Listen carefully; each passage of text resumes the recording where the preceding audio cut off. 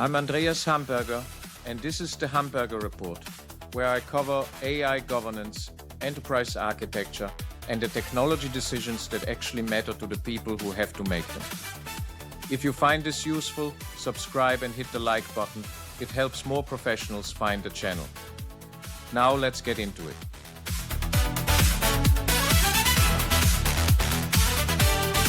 Four episodes in, V.E.R.A had a charter, 98 requirements, an architecture vision, and a complete business architecture spanning 12 artifacts. What it did not have was a single line of running code connected to a single verified fact that changes in Phase C. I'm Andreas Hamberger. This is the Hamberger Report, where I cover building an AI hallucination detection engine from concept to commercial product. TOGAF Phase C is the information systems architecture. It answers two questions every CTO and every data architect asks the moment they see a business architecture. What does the data look like, and what do the applications do with it? For V.E.R.A, Phase C is where the answer to the first question controls the answer to the second. The Corpus V.E.R.A, a .S verified existence registry, is not a peer of the application layer. It is its authority. If the corpus says an entity does not exist, the application must refuse to predicate about it. Full stop. This is the Existence-Predication independence principle, implemented as information systems architecture. Most enterprise systems treat data and application as separate concerns that talk to each other. V.E.R.A cannot afford that separation. The entire point of the system is that data integrity drives application behavior, not the other way around. We are not building a helpful chatbot, we are building a verification engine. The distinction matters.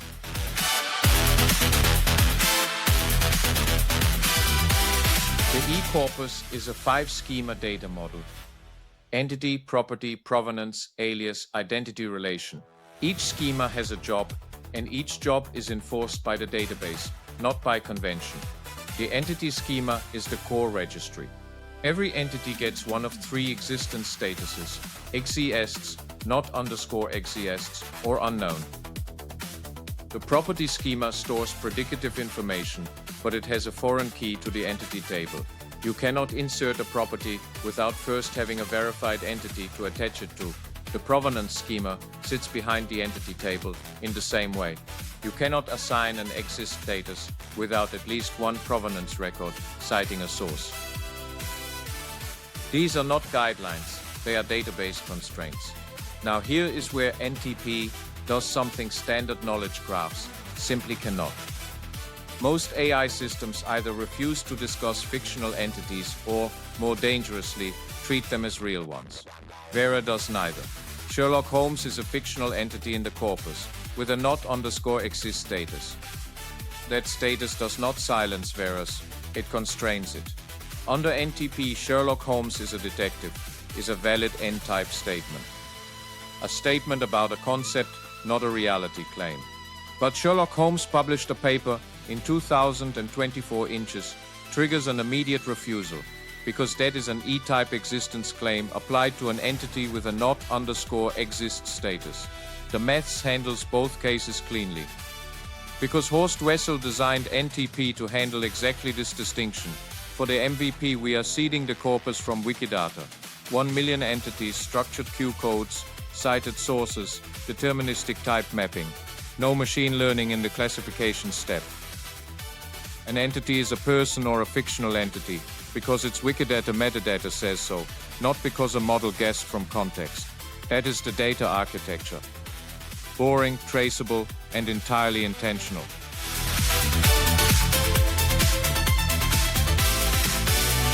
Phase C turns the 7 interface specifications from Phase B into concrete application components with defined API contracts and critically defined failure modes. 7 interfaces.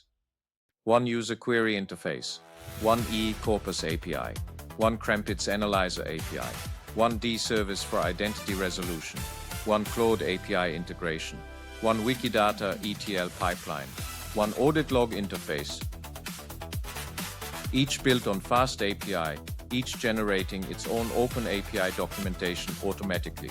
boring technology in service of rigorous logic. The heart of the application architecture is the 10-step query processing pipeline. Every natural language question follows the same deterministic path every time. No shortcuts, no optimistic assumptions, no fast paths for simple queries. The pipeline starts with input validation at the API gateway and immediately hits the Safety Interceptor at step 2. The Safety Interceptor deserves its own explanation. Before V.E.R.A applies formal logic to anything, it checks whether formal logic is what the moment requires. The Safety Interceptor performs 3 functions. Crisis detection: if a query contains indicators of self-harm, financial distress, or immediate danger, it routes to a human queue before any NTP processing occurs. False positives mean a human reviews a benign query. False negatives could mean real harm. The system is calibrated accordingly. PII anonymization: names, addresses, identification numbers, financial details are tokenized before anything reaches the language model. The model never sees real personal data. Content classification: the routing path for a medical query differs from a historical query. Rule-based, auditable, not probabilistic. Then the NTP engine takes over. The Krampitz Analyser classifies the query's existential loading. The E-verification service checks whether the relevant entities exist. The DE service resolves identity ambiguities using all 4 NTP indiscernibility relations. Only then does the constraint prompt reach the language model. And here is what makes steps 8 through 10 different. After the language model response, V.E.R.A runs a second existence check on the output. Not to verify that the model followed instructions, to prove it. Every entity the model mentions is rechecked against the corpus. If the model introduced an entity that was not in the verified set, that claim is stripped before the response reaches the user. Trust but verify is not a slogan. It is step 8.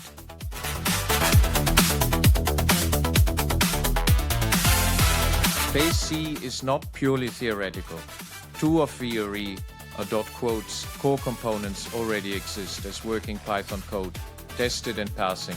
The Krampitz Load Analyser implements all 9 Krampitz rules from Wessel's 1992 work. It accepts an NTP formula, returns its existential characteristic, and produces the complete rule chain that generated the result. All tests passing. The Formula Parser converts natural language statements into NTP formula notation, handling negation, conjunction, disjunction, implication, and existential quantification. 15 tests passing. These are not prototypes. They are the implementations of the Krampitz Analyser API and the query processing front end. When we wrap them in fast API endpoints, they become live services. The 6-layer architecture has also moved from preview to specification. Edge layer, fast API gateway with rate limiting. Safety layer, Python rule engine for the Safety Interceptor. Logic layer, Krampitz Analyser, E-service, D-service in Python. LLM layer, Cloud API with constraint generation. Data layer, SkiWa-Lite for the MVP, migrating to Postgres for production. Infrastructure layer, local GeForce 4080 Super, data on-premises. Nothing exotic. That is deliberate. V.E.R.A, a dot quote, S differentiation, is in the logic layer. The NTP rules are the innovation. Everything else is proven. Reliable engineering. Boring is a feature when you are building trust infrastructure. The next components to build are the eCorpus database, the Wikidata ETL pipeline, and the eCorpus verification service. Those 3 together form the existence layer, the part of the system that knows what is real. In episode 6, we move into phase D, the technology architecture, deployment topology, performance engineering, monitoring, security controls, and the production scaling plan, from single machine MVP to distributed system. We are also approaching the first end-to-end verified query, architecture meeting implementation. All phase B artifacts and the phase CD architecture definition document are on GitHub. The link is in the description. If you are following the V.E.R.A journey, subscribe. I will share every step from proof of concept to product, and subscribe to the Hamberger Report for daily insights across all 6 series, new videos every day.